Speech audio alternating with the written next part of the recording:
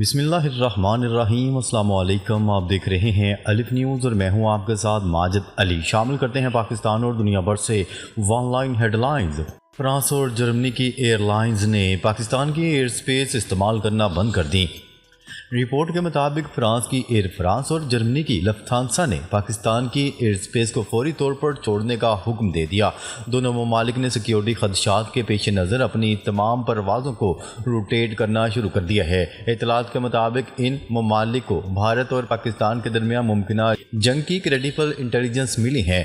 British year ویز، Swiss international سمیت کئی یورپی ایئر لائنز بھی خاموشی سے یہی قدم اٹھا چکی ہیں۔ اس فیصلے سے پاکستان کو مالی نقصان بھی ہو رہا ہے کیونکہ ایئر سپیس کے استعمال پر فیس وصول کی جاتی ہے، جبکہ یہ اقدام بتا رہا ہے کہ عالمی سطح پر خطرے کو سنجیدہ لیا جا رہا ہے۔ بھارتی وزیر اعظم نریندر مودی حکومت نے جنگی مشاورت کے لیے نیشنل سیکیورٹی ٹیم کو الرٹ کر دیا۔ بھارت کے وزیر اعظم نریندر مودی نے 72 گھنٹوں کے دوران تینوں افواج کے سربراہان سے ملاقاتیں کی۔ نیول چیف، ایئر چیف اور ڈیفنس سیکرٹری کے بعد اب national security adviser Ajit Doval سے مشاورت کی گئی۔ تمام اداروں سے حملے کی تیاری، انٹیلیجنس رپورٹس اور رسپانس پلان مانگے گئے ہیں۔ ذرائع کے مطابق مودی نے ہر ادارے کو اپنی تیاری مکمل رکھنے کا گرین سگنل دے دیا ہے۔ اس سے اندازہ لگایا جا سکتا ہے کہ بھارت کی طرف سے حملہ اب محض وقت کا مسئلہ رہ گیا ہے۔ یہ مشاورتیں بتا رہی ہیں کہ فیصلہ قریب ہے اور ایک بڑی پیش رفت ہونے جا رہی ہے۔ یمن کی جانب سے داغا جانے والا میزائل اسرائیل کے بین گورین ایئرپورٹ تک جا پہنچا اور ٹارگٹ کو ہٹ کیا۔ آئرن ڈوم، ایرو اور ڈیوڈ سلنگ جیسے جدید ترین دفاعی نظام مکمل طور پر ناکام ہو گئے۔ ایران نے واضح کر دیا ہے کہ وہ اسرائیل کو اس کے ہر اقدام کا جواب دے گا۔ مشرق وسطیٰ میں موجود امریکی اور یورپی ایئر لائنز نے کئی پروازیں منسوخ کر دی ہیں۔ علاقے میں جنگی کیفیت پیدا ہو چکی ہے اور ایئر سپیس بھی خطرے کی زد میں ہے۔ اسرائیل اب نہ صرف زمین بلکہ فضا میں بھی کمزور ہوتا دکھائی دے رہا ہے۔ بھارت نے غیر ملکی ثالثی کی تجویز قبول کرنے سے انکار کر دیا۔ بین الاقوامی سطح پر بعض ممالک نے پاک بھارت کشیدگی کو کم کروانے کی خواہش ظاہر کی۔ بھارت نے ان کوششوں کا احترام تو کیا لیکن عملی طور پر ثالثی سے انکار کر دیا۔ بھارتی وزیر خارجہ کا کہنا تھا کہ ملک کو مشورے دینے والوں کی نہیں، ساتھ دینے والوں کی ضرورت ہے۔ اس بیان سے واضح ہوتا ہے کہ بھارت اپنی پالیسی پر قائم ہے۔ یہ سفارتی رویہ خطے میں حالات مزید بگاڑ سکتا ہے۔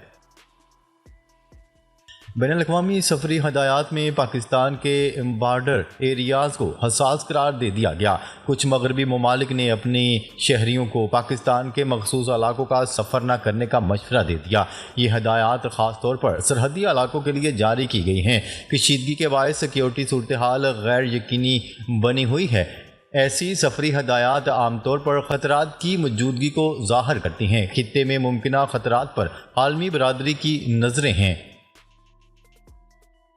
بھارت نے کئی ممالک کی ثالثی کی کوششوں کا جواب نہیں دیا۔ مختلف علاقائی ممالک نے امن کے لیے کردار ادا کرنے کی خواہش کا اظہار کیا، تاہم بھارت نے کسی بھی ثالثی یا تحقیقاتی عمل میں دلچسپی نہیں دکھائی۔ بھارت کا کہنا ہے کہ وہ اپنی خود مختاری کے مطابق فیصلہ کرے گا۔ یہ رویہ کشیدگی کے حل کی بجائے اس میں اضافے کی علامات بن سکتا ہے۔ موجودہ صورتحال میں سفارتی راستے موجود ہوتے جا رہے ہیں۔ بھارت میں پاکستانی آن لائن مواد پر ممکنہ قدغنیں لگا دی گئیں۔ پاکستانی میڈیا اور سوشل پلیٹ فارمز کے مواد تک بھارت میں رسائی محدود کی جا رہی ہے۔ یہ قدم قومی بیانیے کو کنٹرول میں رکھنے کی کوششوں کا ایک حصہ ہو سکتا ہے۔ خیال رہے کہ ایسی کارروائیاں عام طور پر جنگی حالات یا کشیدگی کے دوران کی جاتی ہیں۔ معلومات پر کنٹرول آج کل کے تنازعات میں اہم ہتھیار بن چکا ہے۔ بیانیے کی جنگ اب صرف میدان میں نہیں، ڈیجیٹل دنیا میں بھی لڑی جا رہی ہے۔ چین اور خطے کے دیگر ممالک کی ممکنہ شراکت پر بھارت کی نظر۔ سرحدی کشیدگی کے باعث بھارت اپنی شمال مشرقی ریاستوں میں محتاط ہے۔ چین کی فوجی سرگرمیوں پر بھی بھارت نظر رکھے ہوئے ہے۔ علاقائی سیاست میں تبدیلی بھارت کے لیے نئے چیلنجز پیدا کر سکتی ہیں۔ بھارت کو خدشہ ہے کہ بیک وقت کئی محاذ کھل سکتے ہیں، اس لیے وہ عالمی سطح پر اپنے اتحادیوں کو مضبوط بنانے کی کوشش کر رہا ہے۔ بھارت میں اپوزیشن کی جانب سے حکومت کی حکمت عملی پر طنز، ملک میں بعض سیاسی رہنما جنگی تیاریوں پر تنقید یا طنز کر رہے ہیں۔ یہ رویہ حکومت پر دباؤ ڈالنے کا ایک سیاسی حربہ ہو سکتا ہے۔ جنگ جیسے نازک مرحلے میں سیاسی اختلافات عوامی رائے کو متاثر کر سکتے ہیں۔ ایسی صورتحال میں حکومتی فیصلوں پر رائے عامہ کا دباؤ بڑھ سکتا ہے۔ سیاسی بیانیہ بازی موجودہ حالات کو مزید حساس بنا رہی ہے۔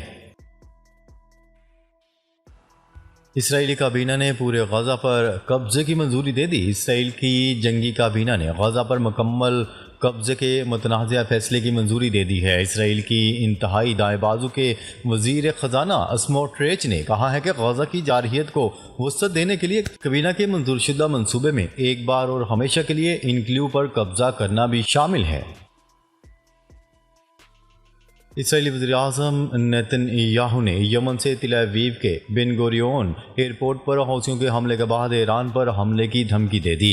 برطانوی خبرساں ادارے گارجین کی رپورٹ کے مطابق اسرائیلی وزیراعظم نیتن یاہو نے یمن سے تل ابیب کے بن گوریون ایئرپورٹ پر حملے کے بعد ایران کو کھلی دھمکی دیتے ہوئے کہا ہے کہ اسرائیل یمن کے حوثیوں اور ان دہشت گردوں کے ایرانی آقاؤں کے خلاف جوابی حملہ کرے گا۔ رپورٹ کے مطابق اسرائیلی وزیراعظم نے سوشل میڈیا ایپ ایکس پر دھمکی دیتے ہوئے کہا ہے کہ اسرائیل حوثیوں کے اپنی پسند کے وقت اور جگہ پر دے گا۔ ٹیلی گرام پر نیتن یاہو نے کہا کہ اسرائیل نے ماضی میں بھی حوثیوں کے خلاف کارروائیاں کی ہیں اور مستقبل میں دوبارہ کارروائیاں کریں گے۔ صبح سویرے اسرائیل کا غزہ پر حملہ، 24 فلسطینی شہید۔ عمارت کے ملبے میں دبے افراد کو نکالنے آئے ریسکیو ورکرز پر بھی اسرائیلی کوادکاپٹرز نے فائرنگ کر دی۔ غزہ میں امداد کی بندش سے غذائی بحران شدت اختیار کر گیا اور فاقہ کشی سے 3 لاکھ کے قریب بچے موت کے دہانے پر پہنچ چکے ہیں۔ رپورٹ کے مطابق بیبی فارمولا، دودھ اور دیگر غذائیت نہ ملنے سے 3.5 لاکھ سے زائد شیرخوار بچوں کی زندگیاں خطرے میں پڑ گئیں۔ لداخ میں بھارتی فوج کے کیمپ میں آگ لگنے سے بھگدڑ، فوجیوں کی دوڑیں لگ گئیں۔ بھارتی میڈیا کی رپورٹ کے مطابق اتوار کی صبح لداخ کے علاقے لیہا میں ڈگری کالج کے قریب آرمی کیمپ میں شدید آگ بھڑک اٹھی۔ کیمپ میں اچانک آگ لگنے سے بھگدڑ مچ گئی، جس کے بعد بھارتی فوجی اپنا کیمپ خالی کر کے دوڑ نکلے۔ بھارتی میڈیا کی رپورٹ کے مطابق آگ دیکھتے ہی دیکھتے پھیل گئی، جس کے بعد امدادی ٹیمیں فوری طور پر حرکت میں آئیں۔ بھارتی میڈیا نے دعویٰ کیا ہے کہ یہ واقعے میں کوئی نقصان نہیں ہوا، تاہم سامنے آنے والی تصاویر میں انڈین آرمی کیمپ سے دھواں اٹھتا ہوا دیکھا گیا۔ پاکستان آج سلامتی کونسل کو بھارتی جارحانہ اقدامات اور اشتعال انگیزی سے آگاہ کرے گا۔ اقوام متحدہ کی سلامتی کونسل کا اجلاس آج ہوگا، جس میں پہلگام واقعے کے بعد پاک بھارت کشیدگی سے پیدا ہونے والی صورتحال پر غور کیا جائے گا۔ رپورٹ کے مطابق پاکستان نے باضابطہ طور پر خطے کی تازہ ترین صورتحال پر اقوام متحدہ کی سلامتی کونسل کو بریفنگ دے گا۔ پاکستان کی خود مختاری کو چیلنج کیا گیا تو بھرپور طاقت سے جواب دیا جائے گا، آرمی چیف۔ پاک فوج کے شعبہ تعلقات عامہ ISPR کی جانب سے جاری بیان کے مطابق سپہ سالار نے ان خیالات کا اظہار GHQ میں 15ویں نیشنل ورکشاپ بلوچستان کے شرکاء سے بات چیت کرتے ہوئے کیا۔ سرحدی گزرگاہیں کھولی جائیں اور غزہ پر اسرائیلی محاصرہ ختم کیا جائے، حماس نے بڑا مطالبہ کر دیا۔ اسرائیلی حکومت کی جانب سے فوجی کنٹرول میں امدادی سامان کی تقسیم کے منصوبے پر رد عمل کا اظہار کرتے ہوئے فلسطینی تنظیم حماس نے ان اقدامات کو شدید تنقید کا نشانہ بنایا۔ بروز پیر جاری ایک بیان میں حماس نے کہا کہ غزہ تک انسانی امداد پہنچانے کے لیے پیش کیا جانے والا اسرائیلی طریقہ کار دراصل اسرائیل کا اپنی ذمہ داریوں سے فرار ہے اور یہ غزہ کو بھوکا رکھنے کی پالیسی کا تسلسل ہے۔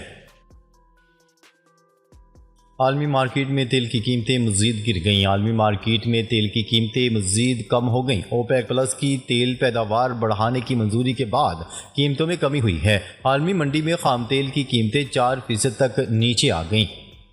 میڈیا رپورٹ کے مطابق جون کے لیے امریکی خام تیل 4.24% کمی کے بعد $56 فی بیرل کی سطح پر آ گیا۔ پاک بھارت کشیدگی، ایران کے وزیر خارجہ سرکاری دورے پر پاکستان پہنچے۔ پاک بھارت کشیدگی کم کروانے کے لیے ایران نے کوششوں کا آغاز کر دیا۔ ایران کے وزیر خارجہ عباس عراقچی پاکستان پہنچے۔ وزارت خارجہ کے اعلیٰ حکام اور ایرانی سفیر نے اسلام آباد ایئرپورٹ پہنچنے پر ان کا استقبال کیا۔ وزارت خارجہ کے ترجمان کے مطابق ایران کے وزیر خارجہ اپنے سرکاری دورے پر صدر، وزیر اعظم اور نائب وزیر اعظم سے ملاقاتیں کریں گے۔ Pahalgam false flag operation, intelligence agencies کی ناکامی پر مودی سرکار پر شدید تنقید۔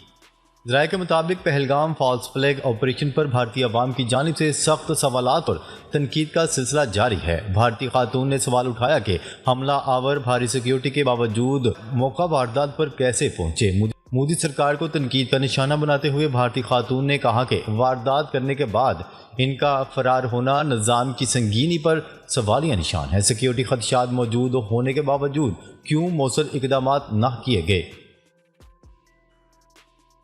امریکی صدر ڈونلڈ ٹرمپ نے تیسری مدت صدارت کے سلسلے میں اپنا ارادہ واضح کر دیا۔ تفصیلات کے مطابق امریکی میڈیا کو انٹرویو دیتے ہوئے صدر ڈونلڈ ٹرمپ نے کہا کہ بہت لوگ چاہتے ہیں کہ میں تیسری مدت کے لیے صدارت کی دوڑ میں شامل ہو جاؤں، لیکن میرا ایسا کوئی ارادہ نہیں۔ پاکستان نے جدید نیویگیشن سسٹم سے لیس فتح میزائل کا کامیاب تجربہ کر لیا۔ پاک فوج کے شعبہ تعلقات عامہ SPR کے مطابق زمین سے زمین پر مار کرنے والا فتح میزائل 120 کلومیٹر تک مار کر سکتا ہے۔ خیال رہے کہ میزائل تجربہ مشق ایکس انڈس کا حصہ ہے۔ ISPR کے مطابق تجربے کا مقصد فوج کی تیاری اور ٹیکنیکل نظام کی جانچ تھی۔ بھارت کی آبی جارحیت دریائے چناب کا پانی بند کر دیا۔ دریائے چناب میں پانی کی آمد میں بڑی کمی ہو گئی۔ ہیڈ مرالہ کے مقام پر دریائے چناب میں پانی کی آمد 5300 کیوسک رہ گئی۔ گزشتہ روز ہیڈ مرالہ کے مقام پر دریائے چناب میں پانی کی آمد 34600 کیوسک تھی۔ ناظرین، اب تک کے لیے اتنا ہی۔ مزید خبریں لے کر بہت جلد آپ کی خدمت میں حاضر ہوں گے۔ تب تک کے لیے اپنا خیال رکھیے گا۔ اللہ نگہبان۔